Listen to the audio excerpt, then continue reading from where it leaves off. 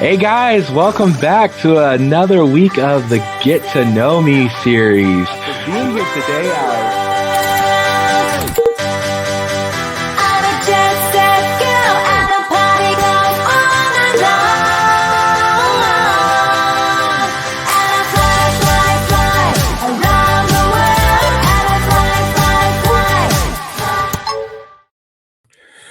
That's right. We're back once again for Get to Know Me. And man, do we have an amazing show today. My guest today can be seen worldwide every week at not just one, not just two, not just three, about 75 different places. You can find them all over your Peacock streaming channel on the WWE Network page. He's covered everybody from slamming people on the field to slamming people in the ring. Let's get to know Matt Camp.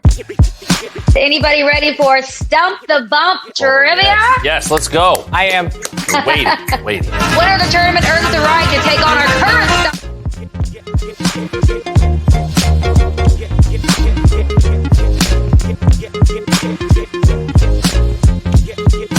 The Women's War Games match. Toxic Attraction. The NXT Women's Champion Mandy Rose. The Tag Team Champions Gigi Dolan and JC Jane and Dakota Kai take on Io Shirai, Raquel Gonzalez, Cora Jade, and Kaylee Ray. And Kaylee Ray got the advantage in the ladder match on NXT.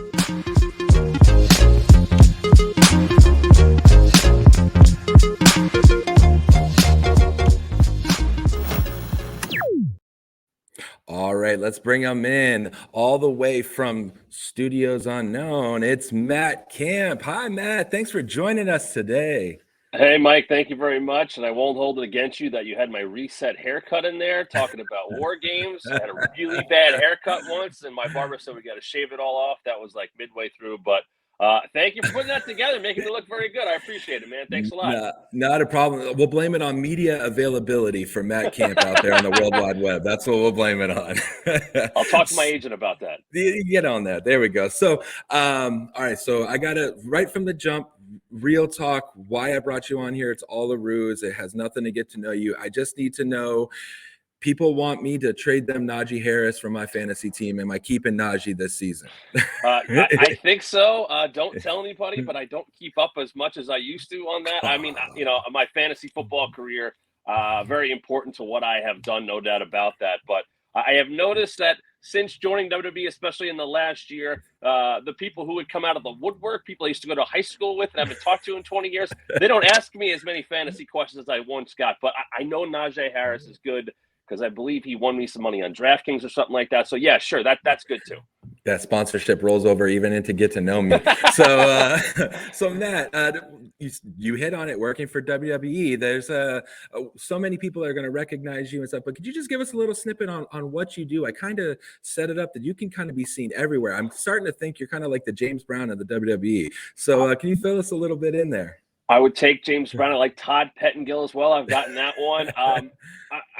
But basically, what I was brought in to do for WWE about 2.5 years ago now, almost 3, was to be the host of the morning, now soon to be afternoon show, WWE's The Bump, our own look at what's going on at WWE. And admittedly, I think I was brought in to be the wrestling historian, the wrestling nerd, the guy who's got that encyclopedia knowledge. And those are all very good things. You kind of find your own role in that. And that's what I was brought in to do initially.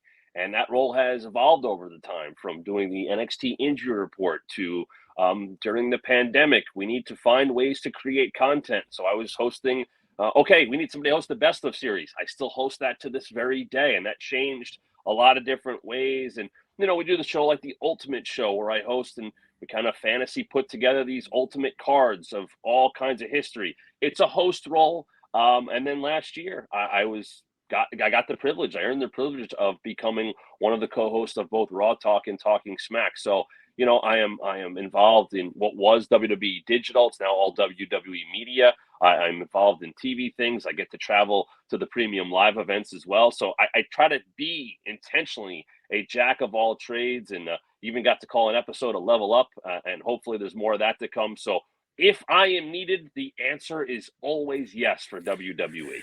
That is the correct answer. And I just jotted down, that's why I say in James Brown, the hardest working man in WWE sports entertainment biz. And we got the bump, color commentator, NXT Level Up, Raw Talk, Talking Smack, contributor to WWE Evil, the award-winning, soon-to-be award-winning show there. We have the Ultimate Show. Every premium live event history, you pull out the all-stars of that. Greatest tag teams miniseries, able to narrate that, so on and so forth, and just showing that a lot of level of trust and versatility for you within WWE. But with this show here, we are focusing on people that are really living their dreams and following. We believe God's given us a passion to go and do stuff, and you have definitely followed into that dream. Talking to you and knowing you a little bit, could you kind of give us a little background into how did you end up all the way on WWE TV? It's really a journey of an entire career. I was a fan from as long as I can remember. I could tell you I watched WrestleMania 7 was the first WrestleMania 7 I watched from front to back, but one of the first matches I remember, WrestleMania 6, Ultimate Warrior and Hulk Hogan, and I was just a fan ever since then. And if everything goes well in your life and you can make it happen, if you can make your passion and your fandom something that becomes a career, you are winning in life. You are winning in your career. And, it was always a hope, but I never thought I'd be able to get in the ring.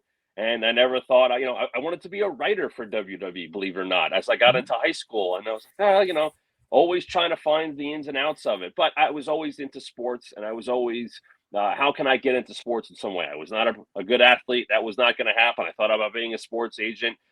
Just to show you how many twists and turns there could be, I went to college for education to be a teacher. That's my dad was for 30 years. My mom worked in my high school. That lasted maybe a year. That's just how it went. I mean, communication is what I got into. Communication is what I studied, and not necessarily this kind of stuff. It was more the critical studies of, why ratings happen and why decisions are made, and the thought process that go into television and video and movies and radio. And I actually wanted to work at NFL Films. And NFL Films was somewhere I got an internship back in 2007. And now I feel that was 15 years ago. And I was at the end of college, but I did that.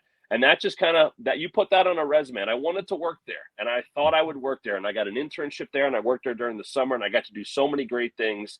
And they said, we'd love to have you back because we want to hire you eventually. And I did get to work there during the NFL season in 2007. But then they had a hiring freeze.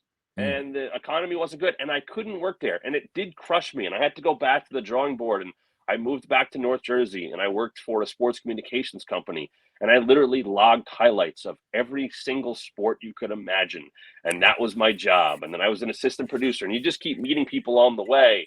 And a friend of mine who was rehabbing from a torn ACL in Atlantic City, Brigantine, New Jersey, was looking for jobs. He said, hey, I know you do and I was doing podcasts and stuff of my own that nobody read and nobody saw.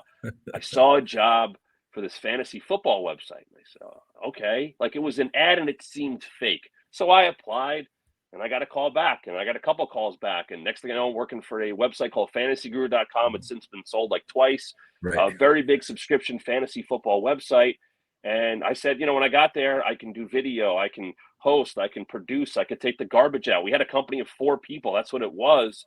But it was about fantasy football. So I made that connection. My boss happened to be, and I know this is a long story, but it's all connects. I swear the show's the story. My boss worked for Sirius. He was the first. John Hansen had the first Sirius fantasy football show. It was on the NFL channel. For those that don't know, Sirius is the online radio, essentially. Right, Sirius XM. Sirius streaming, XM. Been around forever. And he had one of the first, he had the first fantasy football show on there. It was on the NFL channel. I started there. And they said, oh, we're going to go to 2 nights. Him and I went to the Super Bowl that next year. And the head of Sirius Sports said, your call volume is as high as almost everybody except for Howard Stern, just to show you how popular it was. And that's what fantasy football is. There's advice. So they said, let's make a whole channel. They said, okay, you're the cornerstone. And he said, well, put my guys on. So myself, my coach, Joe Dolan, who's still on there to this day, good friend of mine, we were one of the first teams, some of the first voices on Sirius that would connect me, believe it or not, to a lot of people in the world of sports entertainment and wrestling. And I got to meet people through there, and you kept meeting people. And the next thing I know, I go from meeting Jeff Jarrett to meeting Tommy Dreamer to Vic Joseph, who we hear on NXT, who ends up getting hired by WWE. Tommy Dreamer says, hey, would you like to come be my new play-by-play man for House of Hardcore, which is his independent promotion in the Northeast? I said, absolutely. What a learning experience that was. And the next thing I know, Vic's like, hey, you should meet Tom Phillips. I meet Tom Phillips. I connect with him, of course, former WWE broadcaster, doing a great job in Impact now, and all the things he's done with Penn State Radio and ESPN Radio. You see how it all branches out, and he connects with, hey, there's a position available. I think you should apply. And that was almost 3 years ago. Actually, 3 years ago, like right now is when I started getting those heads up, and that was it. And that's just a long journey going from I think I'm going to be a teacher to I really want to work in the NFL, to now I'm talking about, former NFL players in a totally different format. And I'm interviewing people who are showing that athletic endeavors can take you in a lot of different directions, much like my career has as well. Yeah. And which cheap plug, got to put in, Mr. Jeff Jarrett himself will be one of the guests on this show later on this season. So we're looking forward to that. Careful with Jeff. Just I'm letting you know. I know. I won't tell him you said that. Don't worry. I'll play it back. You guys all again. So and so you see this trajectory of your career, and even within WWE, you've had the opportunity to even branch out, interview William Shatner when he came back from space, and things of that nature. So it seems like you almost have to be flexible and willing to do whatever comes up. I think that's a great way to put it, Mike, because you don't think things like that are going to come up. When I started, I wanted to do as many things as I could, and whether it be on camera or radio or producing, and especially in my field, I would tell anybody, learn as much as you can in front of the camera and behind the camera. And anybody will tell you this in the media world. I think everybody who gets into our business wants to be on camera. Right. And I think and I would be surprised to hear somebody that doesn't want to do that. Whether you're an editor or a sound tech or you're producing, or you want to be on camera, probably. That's where the dream started. But there's a lot of jobs in there along the way. And if you can learn those jobs, you're going to have a better understanding of what is going on. I mean, I think a lot of people know this. In the pandemic, in this very room I'm sitting at home, I'm in my house right now in rural Pennsylvania in a Philadelphia suburb. And I would say this, I had to learn how to be a cameraman, how to give myself, mic'd up, how to light this room up, how to do all these things, how to edit. And it made me a better broadcaster. And I think that's the kind of thing you have to think about when you're getting into this is, how do I make myself the most valuable? And when you say, I interviewed William Shatner, did I ever expect to do that? No, I expect to be talking to Roman Reigns and Seth freaking Rollins and Cody Rhodes and Bianca Belair and Becky Lynch. That's the easy stuff to me. I know all about that. But Captain Kirk wasn't on that Rolodex. I interviewed him twice. I interviewed him once dressed as Doink the Clown. I mean, you want to talk about a wrestling Mad Libs. I don't think that's ever been written down before. But I say that because a couple of years ago, working for Bleacher Report, it was the year I started with WWE, and they asked me, I had done these Facebook Live shows with a co-host. I had some fun with our Bass Pro Shop sponsor, and we're throwing fish around and going on site. All of this would take you out of your comfort zone. You're not thinking about fantasy football. All right, I'm going to go to a Bass Pro Shop and put on some waiters. Like, that's different. That's the entertainment aspect of it, and that's what we all do. I mean, it all comes back to that. So a couple of years ago, I'm starting with WWE, and Bleacher Report says, we'd like to send you to Las Vegas, and you're going to go out there every week of the NFL season, and we want you to do a fantasy football show at the Caesar Sportsbook. Okay, sure. I get out there, I do rehearsals, and they say, hey, your football stuff, you got that down. Where's that WWE side? Where's the entertainment side? We're not worried about the football stuff. Right. You have that locked down. Go have fun with it. And it basically turned into something that was completely out of my comfort zone. 20 to 25 minutes by myself, no teleprompter, and we're doing skits, and I'm dressing up, and we're having fun. And I think that totally got me ready and put me in a much more comfortable of a zone for WWE. At the same time, I'm doing the bump and I'm doing these other things, but now it's, how do you be a performer? How do you get out of something that has been so comfortable for you and take it in a different direction? Because I was so hardcore about fantasy when I started.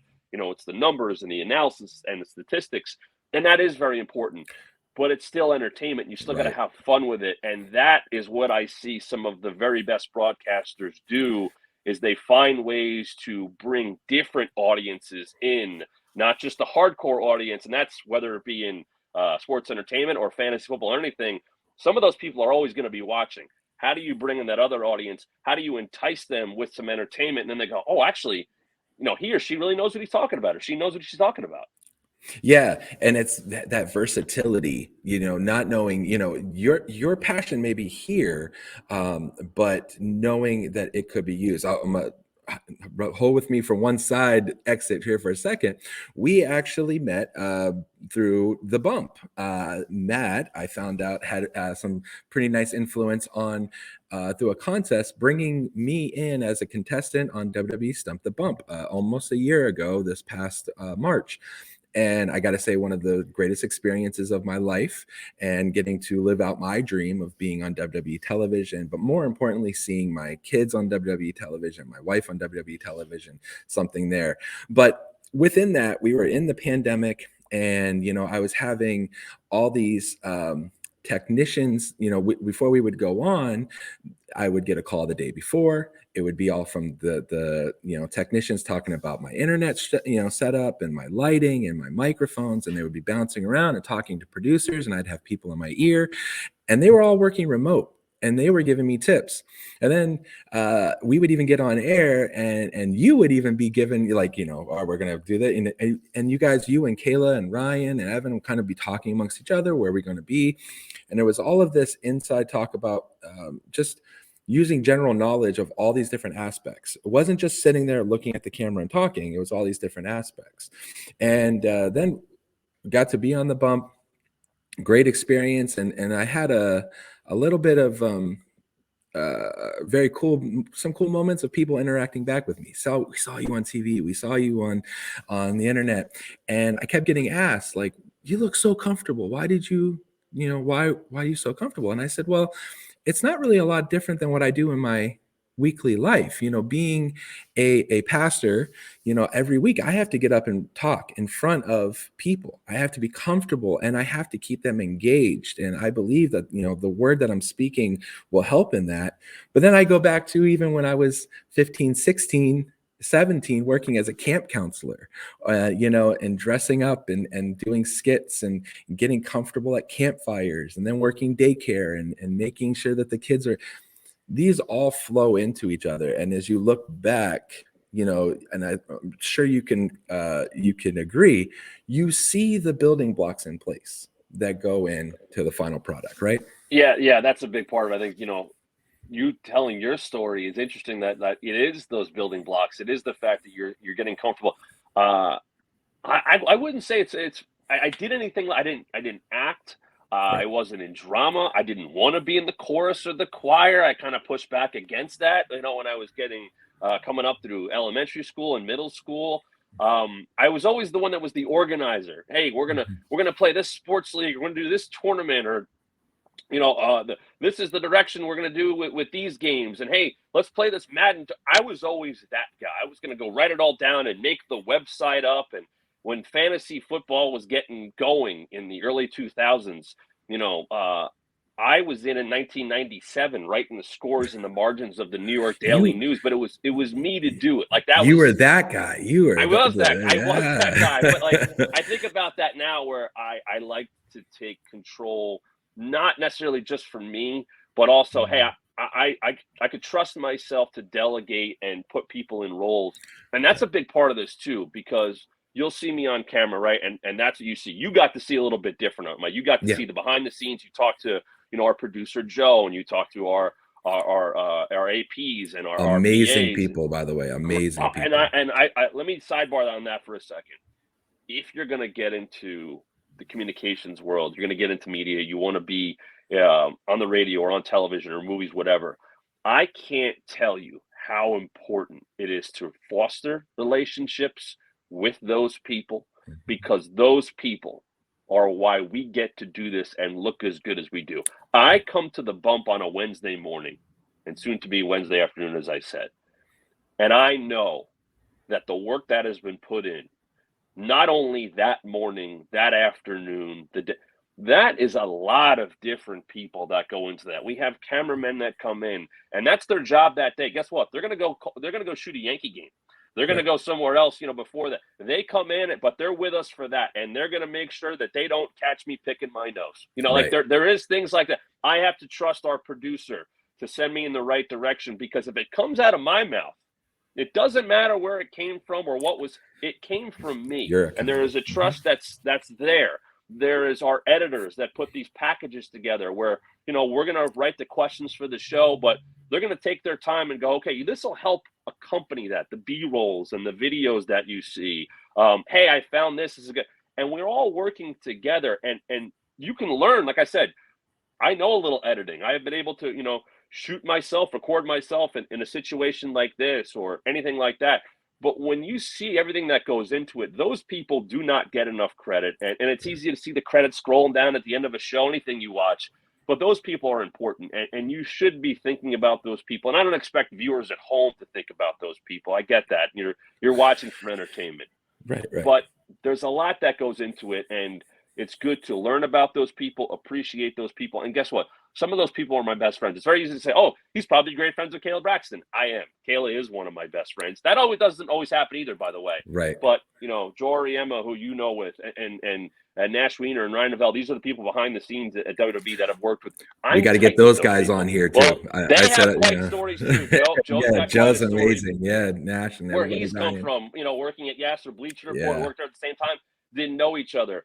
But all the stuff that goes into that as well cannot be replicated, cannot be replaced easily. So that is something, when I think about all this stuff, those building blocks, the people I've learned from along the way, whether it be, a producer at NFL Films who said, hey, this might make a little bit more sense when you edit this piece.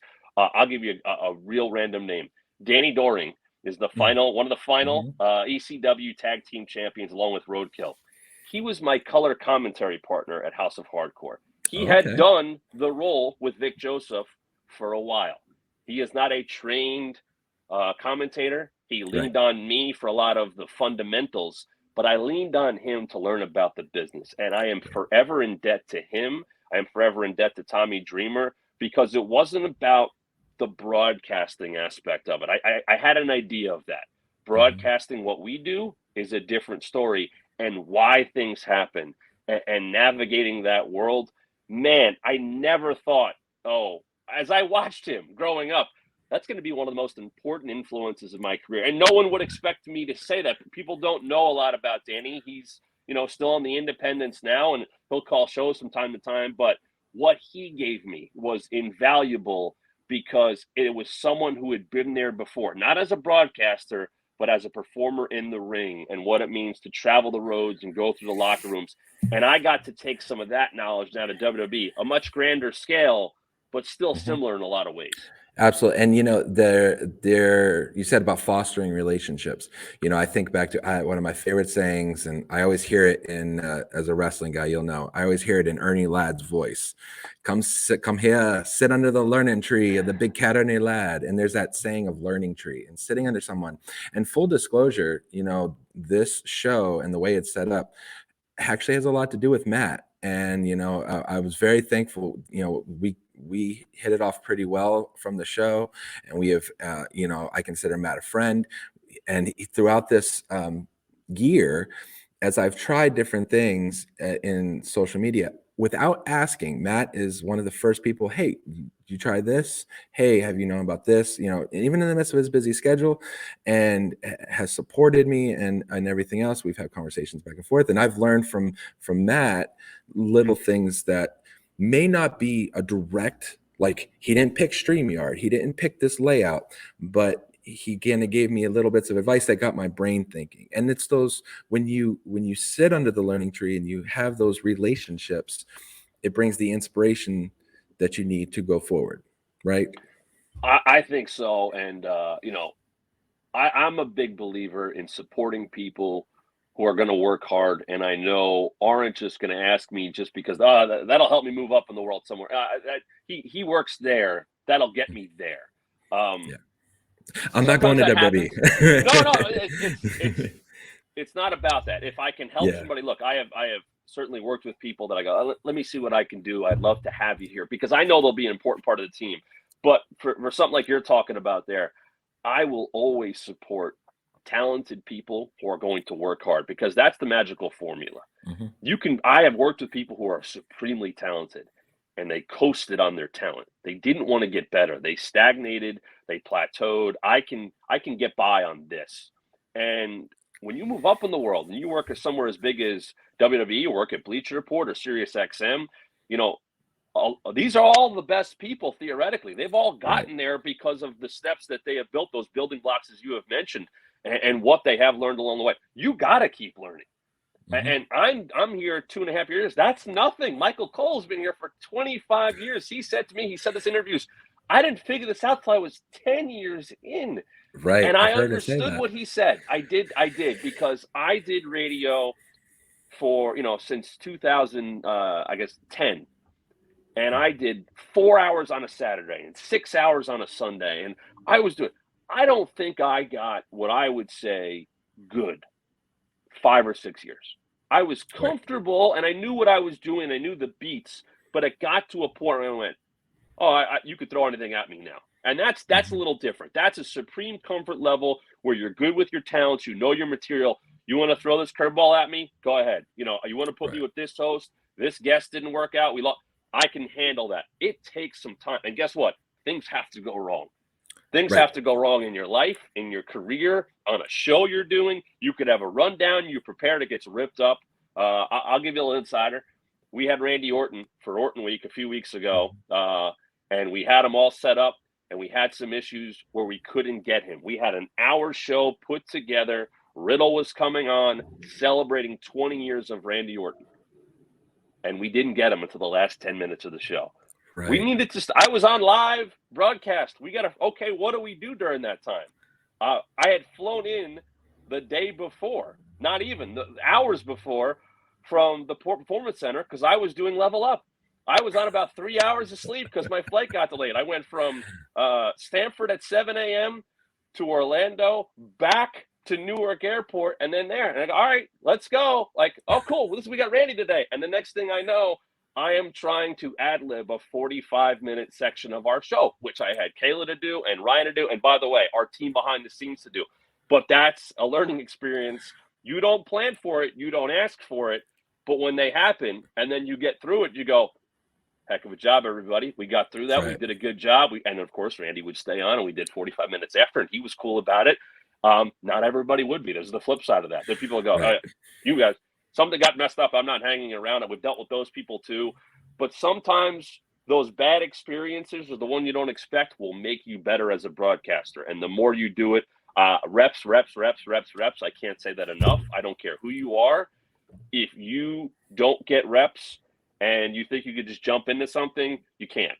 You got to do it and do it and do it, and you will get better. And whether you believe in that 10,000 step stuff or whatever it may be, that is how you get better. You can learn, you can put your head in a book, you can study, you can read, but until you do it and do it a lot and learn from it, you won't get better. And I'm still getting better to this day. I can tell you, I did commentary for Level Up. I still do a commentary practice session at least once a week.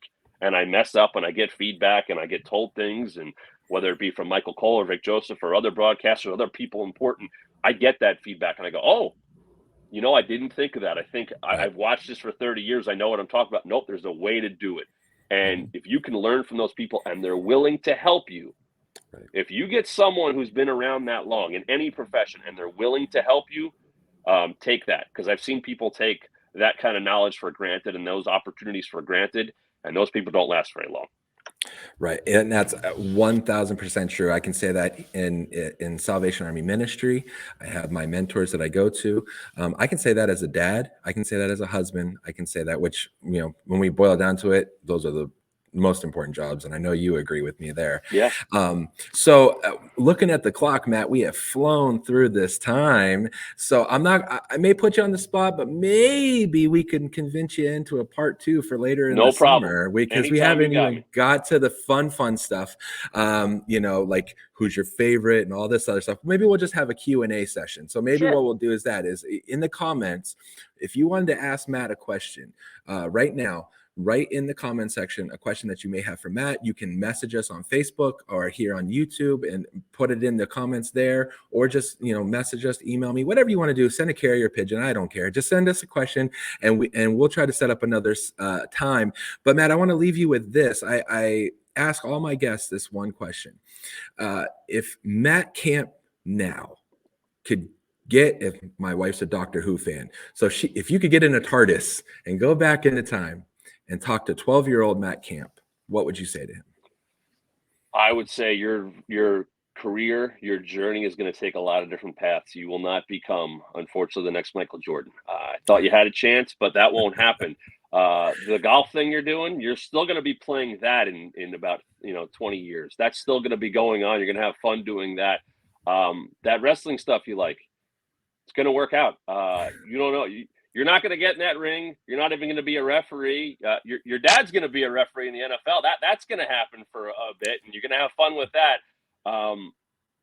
But the things that you love, continue to love them. And sometimes, and I say this to myself, and I would say this to anybody watching, sometimes that can turn into a lot more.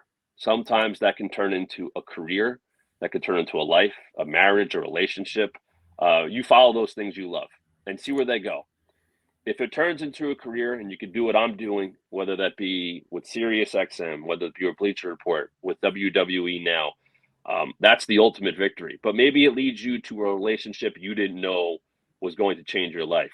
I moved to across the state from, southern Jersey to the other side of Jersey. And I happened to meet my wife who lived in Philadelphia. If I don't make that move, I don't meet her. I don't necessarily have a marriage right now and a daughter. That's kind of wild. That's part of that as well. If I don't DM Tommy Dreamer to come on SiriusXM and promote House of Hardcore 1, who knows if I am sitting with Mike right now talking about a near 3-year career in WWE. All of that stuff. Keep following your dreams is very easy to say. I've heard that many times, either in our business or anywhere else. But follow what you love, because it may not mean a career, but it could mean something else in your life. And these roads are not straight. They are far from it. And everything you expect you want to do, absolutely play towards that goal. But there's going to be new goals that come off of that. There's going to be new journeys that develop off of that you may never expected before. Follow those paths, because it could lead you to a lot of fun things. Always say yes, Mike. That'd be the one thing I say to my 12-year-old self. If you are trying to go somewhere in your life and you think you can help your relationship or your career especially, say yes, whether it's at 4 p.m. or 4 a.m. Say yes, because those reps and those journeys and those experiences, that's what matters most. Absolutely. Absolutely. Well, Matt, I am so thankful for you coming on for part 1, it looks like. And we'll definitely come back and hit on a lot of those relationships. We have so much to talk about, from your dad being an NFL referee we didn't hit on, and experiences on the bump, and what was it like, more on the pandemic and so on and so forth. We'll get to all of that stuff. But we want to just say thank you to everyone viewing in. Matt, you want to plug any of your socials? And I want to add, this is airing at 12 o'clock on Wednesday at 1 p.m.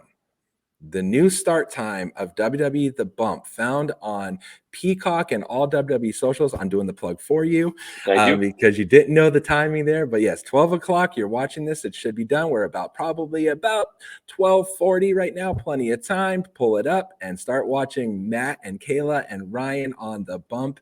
But Matt, you want to promote anything else that I didn't steal from you? I'm at the Matt Camp on Instagram and Twitter, and that's about it, really. You'll see me, promote everything that's going on here, of course, with WWE. But yeah, The Bump, we're moving to 1 p.m. Eastern. Really excited about that. We'll have fun on that show.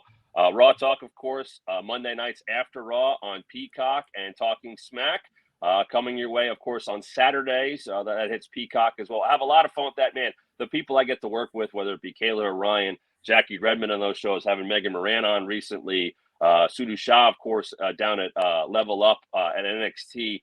It's pretty cool to be able to work with all of these different people. So, check me out there. If you watched me from here, let me know on Instagram or Twitter. I love finding out that's where people came from. It's always cool to find out how people got to see me for the first time. But This has been a blast, Mike, and I appreciate you having me on. I'm absolutely thrilled to come back for another time.